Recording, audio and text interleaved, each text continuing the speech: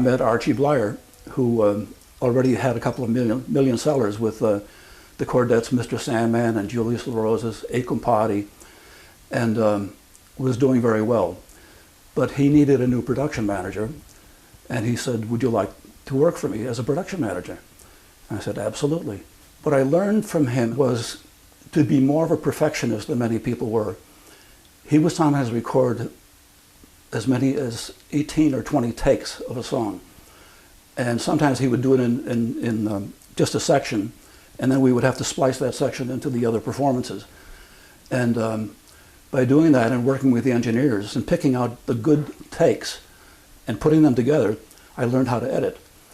And I saw how they spliced things and how they mixed things. And learned a great deal again by watching and asking questions. And these were good engineers. Frank Lako at Columbia and Johnny Q at Capitol and Frank Abbey at Capitol, Bob Arnold at Capitol, and some of the engineers at RCA. They were always willing to share their knowledge and experience. In fact, when it came to the First Family in 1962, we recorded that at Fine Studios, Fine Recording, which was in the ballroom of the old Great Northern Hotel, which is now the very fancy Meridian Hotel. And that was recorded mono. And after the huge success of the album, distributors started calling for a stereo version of it.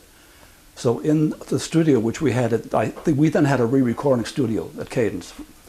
I had to make a fake stereo version of the First Family by separating the signals and by equalizing one signal and feeding it to two channels.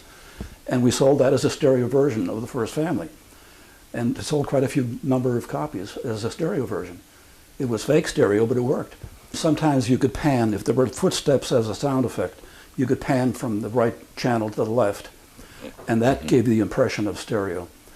But everything after that was recorded in stereo, naturally, because that was silly to do mono. The equipment was there, and you did it.